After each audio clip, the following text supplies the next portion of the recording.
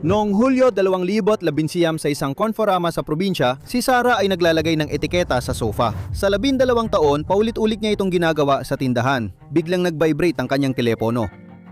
Magsasara ang tindahan sa 3 linggo, tumitingin siya habang patuloy ang mga customer sa pagsubok ng kutson at tumutugtog ang musika. Nahihirapan siyang huminga. Ang Conforama, taga-benta ng kasangkapan, ay sasailalim sa malaking restrukturisasyon. Isa ito sa pinakamalaking issue sa industriya ngayong taon. Mahigit 2,000 trabaho ang nanganganib.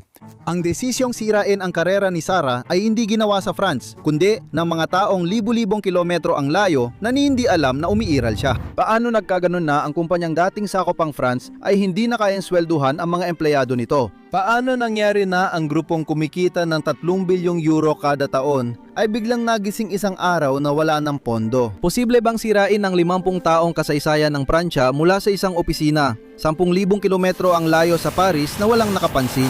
Kamusta, team? Sana ay maayos ang inyong kalagayan. Ngayon, pag-uusapan natin ang kwento ng Conforama. Kwento ito ng lihim na pagnanakaw at malaking pandilin lang sa malayong lugar na sa huli ay sumira sa isang makasaysayang tatak.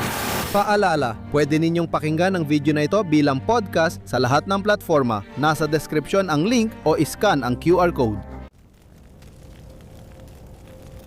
1965 St. Priest malapit sa Lyon. 4 na magkakaibigang negosyante ang nagtipon. Umalis sina Pierre at Guy, naiwan sina Jean Doye, Jean Mollet at Jacques Ragaju. Kakauwi lang nila mula Sweden at di pa rin makapaniwala sa nakita nila. Pasensya na, talagang napaupo kami sa gulat.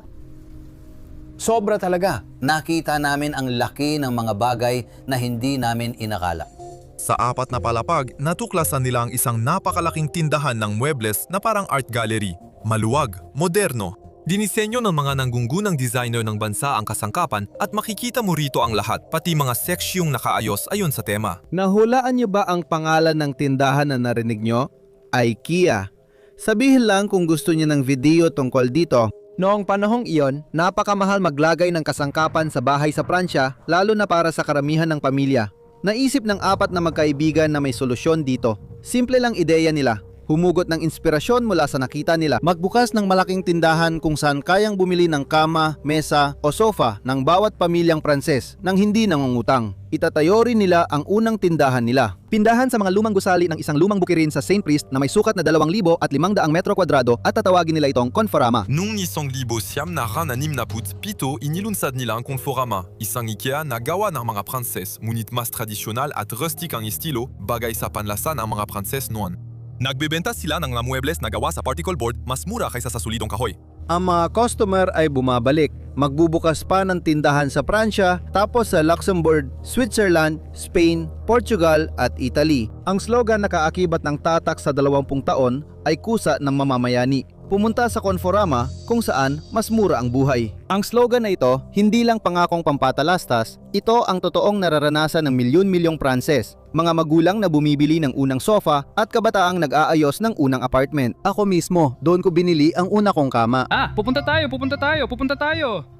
Lahat tayo pupunta sa Conforama. Noong 2010 ang Conforama, ang ikalawang pinakamalaking tindahan ng muebles sa France, may 14% bahagi sa merkado kasunod na IKEA at halos 9,000 empleyado. Bahagi na ito ng tanawing sa France at tinuturing na dambuhalang puwersa. Kumikita ito, malakas ang pasok ng pera at nangingibabaw sa mga komersyal na lugar sa France. Tinatawag ito ng mga Amerikano na cash cow o baka na pinagkakakitaan. Ang magandang kalagayan nito noon ang naging dahilan ng pagbagsak nito na hindi inaasahan ng kahit sino. Kahit parang maayos, may isang tao na gumagawa ng desisyong malayo rito. At hindi mula sa Sweden ang totoong panganib, taliwas sa akala ninyo. Mula ito sa opisina sa Johannesburg, South Africa at paparating na.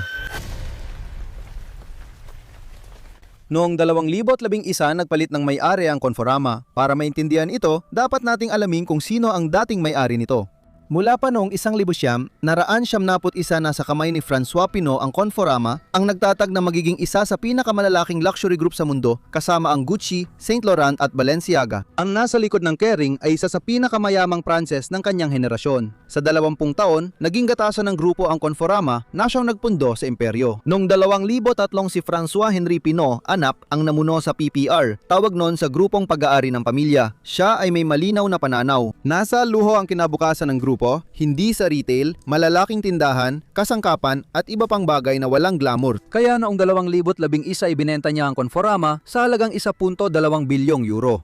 Ang bumili ay tinatawag na Steinhoff International. Sa France, wala talagang nakarinig ng pangalang yan. Itinatag ang grupong ito noong 1964 sa Alemanya ni Bruno Steinhoff na noon ay bumibili ng murang kasangkapan sa silangan at binebenta sa kanluran noong Cold War. Noong 1977, binili niya ang bahagi ng isang kumpanyang South African na tinatawag na Goma. Noong 1978, inilipat niya ang punong tanggapan sa South Africa dahil naakit siya sa mababang gastos sa produksyon doon. Dito niya inilista ang grupo sa Johannesburg Stock Exchange at dito nagsimulang magbago ang Steinhoff bilang pandaigdigang higante. Mahigit 6,500 tindahan 30 bansa at 40 iba't ibang tatak. Para sa Conforama, si Steinhoff ang perpektong mamimili sa papel. Isang internasyonal na grupo na may malaking pondo at ambisyong lumampas sa mga hangganan ng Pransya. Walang nagtatanong, pero gaya ng hinala ninyo, dapat ay nagtanong sila. Ang hindi nakikita ng kahit sino nun ay nasa loob ng maraming taon, pinepeke ng mga namumuno sa Steinhoff ang kanilang mga libro ng kwenta. Pinapalaki nila ang kita, gumagawa ng mga pekeng transaksyon at sobra-sobrang tinataya ang halaga ng kanilang mga ari-arian. At ayon sa isang investigasyon na isinagawa ng PwC, may 6.5 bilyong euro ng mga pekeng transaksyon na naipon na sa mga libro ng grupo. 6.5 bilyon. Katumbas ito ng GDP ng isang maliit na bansang tulad ng Liechtenstein. GDP ng maliit na bansang Liechtenstein. Ang Conforama, 10,000 kilometro mula Johannesburg, ay naitali na ang kapalaran nito sa kasinungalingang ito. Hindi nila alam. Sandali, ang tunay na problema ay hindi lang mali ang numero. Ginamit din ng Steinhoff ang Conforama bilang pananggalang sa pananalapi. Ginawa nilang garantiya sa malaking utang nila ang katatagan ng mga tindahan sa Pransya. Naalala ko tuloy ang kwento ni Picard na nabanggit ko kamakailan. Kung lumubog ang punong tanggapan, damay din ang Conforama o baka mas grabe pa. Tuwing gabi, ang kinikitang pera ng mga tindahan sa Lyon o Paris ay pinapadala sa South Africa, pambayad utang ng grupo, hindi na ipupuhunan dito. Matagal bago sumabog ang bomba. Noong Disyembre 2017, inihayag ng Steinhoff ang malalaking irregularidad sa kanilang accounting. Biglang nagbitiw si Marcus Just, CEO, noong Disyembre 6 nang walang pampublikong paliwanag. Ang stock ng Steinhoff ay bumagsak ng mahigit 80% sa loob lamang ng ilang araw. Kinabukasan, sinabi ng Steinhoff na nawala sa kanila ang halos 150 bilyong rand sa halaga. Biglang nagkaroon ng Conforama ng shareholder na wasap, walang cash at walang sumasagot sa teleponyo mula Johannesburg. Kakawala lang ng kumpanya ng kontrol sa sarili nitong kapalaran. Hindi pa nila alam pero babayaran nila ito ng mahal. Taong 2019 na. Lumilipas ang mga taon mula nang sumabog ang iskandalo ng Steinhoff at sa pagkakataong ito, hindi na may iwasan ng pagbagsak ng Conforama. Noong Hulyo 2019, inanunsyo ng pamunuan ang pagsasara ng 42 tindahan at pagtanggal ng 1,900 na posisyon. Malalaman ng buong team ang balita sa umaga pagpasok nila sa trabaho na hindi sila naabisuhan. Isa itong balita na kinatatakutan ng lahat ng empleyado ng grupong Conforama. May plano ang pamunuan na malawakang tanggalan na makakaapekto sa ilan sa mga brand nito. Sa kabuuan, isa libo siyam naraan sa siyam na 200 posisyon ng grupo ang tatanggalin sa susunod na taon o 20% ng lahat ng empleyado. Akala ng mga empleyadong naiwan sa mga tindahang bukas pa na nalampasan na nila ang pinakamabigat at makakabangon ng kumpanya. Ngunit pagdating ng COVID, biglang tumigil ang lahat sa loob ng ilang araw. Nagsara ang mga tindahan, nawala ang mga customer at bumagsak ng 75% ang kita habang may lockdown. 2 buwang tuloy ang bayad ng kumpanya kahit walang kita. Susubukan ni Conforama ang huling paraan, hihingi ng pautang na garantisado ng Estado na 322 milyong euro. Unang nagdulot ng paggabangkarote sa sektor ng kasangkapan ang COVID. Nagdeklara ng bankruptcy si Alinea at nagbanta si Conforama na susunod din kung wala agad tulong mula Estado. Sa papel, salbabida ito. Pero sabi nga, madalas sabay-sabay dumadating ang problema. Patuloy ring naipon ang mga problema ng Conforama. Ang BNP Paribas, isa sa 4 na bangko, ay haharang sa negosasyon. Isa itong matinding dagok para sa mga empleyado dahil syempre may mga usap-usapan na magkakaroon ng planong tanggalan. Hindi namin inasahan na ganito ito kalaki. Alam pa namin kumikita ang grupo namin. Noong Mayo, 15 nagtipon ang lahat para isapinal ang pautang.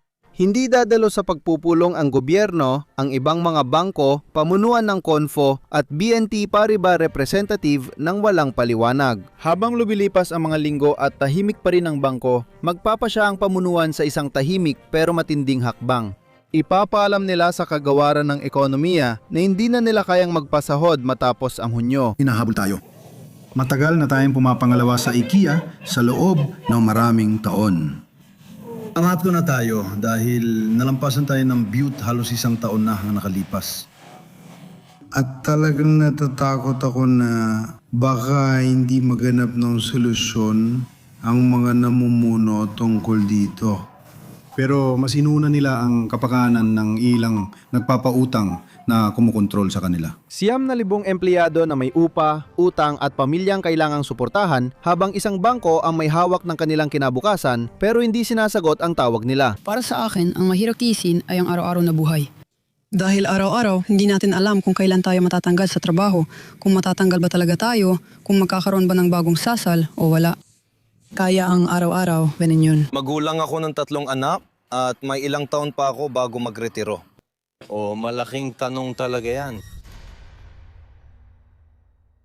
Pagsapit ng tag-init 2020 matapos ang buwan ng tensyon at kawalang katiyakan, unti-unting lumitaw ang solusyon. Hindi man ito ang inaasam ng mga empleyado, ngunit solusyon pa rin. Noong Hulyo, inanunsyo ng Steinhoff ang pagbenta ng Conforama France sa Mobilax, holding company ng mga tindahan ng Butte na kakumpetensya ng Conforama. Sa madaling salita, bibilin ng matagal ng kalabang kumpanya ang Confo. Medyo interesante ang kwento dahil ang Butte ay itinatad noong 1972 at 72 ng negosyanteng lumapit sa Conforama para mag-franchise. Pero tinanggihan siya kaya nagbukas siya ng sarili niyang tatak. Para mapabilis ang transaksyon, magbibigay ang otoridad sa kompetisyon ng natatanging exemption noong Hulyo 23, 2020 nang hindi na kailangang maghintay ng buwan ng pagsusuri. Ito ang unang beses mula itinatag ito na dadamitin nila ang exception ng naluluging kumpanya na pumapayag aprubahan ang pagbili ng kumpanya ng isang direktang kakumpetensya kapag malapit ng magsara ang kumpanya at wala ng ibang bibili.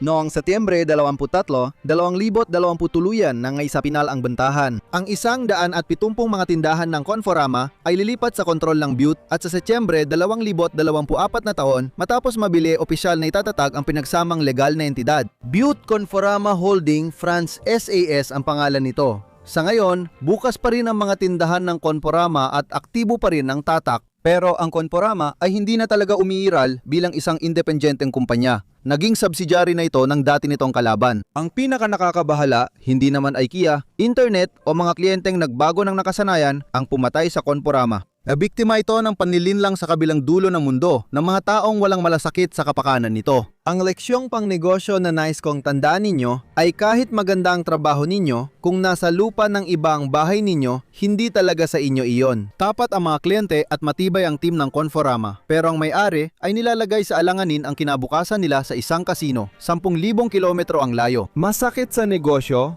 kulang ang sipag kung wala kang hawak sa susi. Kung ang may hawak ng susi ay gustong sirain lahat para itago ang problema niya, hindi kanya tatanungin. Papatayin niya ang kuryente, ibababa ang shutter, tapos na. At yan, malinaw na naintindihan ng Decathlon. Matapos ang napakasamang simula ng pinagtaksilan ng mga supplier ang tagapagtatag, nagpasya siyang naplanuhin ang pinakamalupit na paghihiganti sa industriya ng sports gaya ng ipinapakita sa video.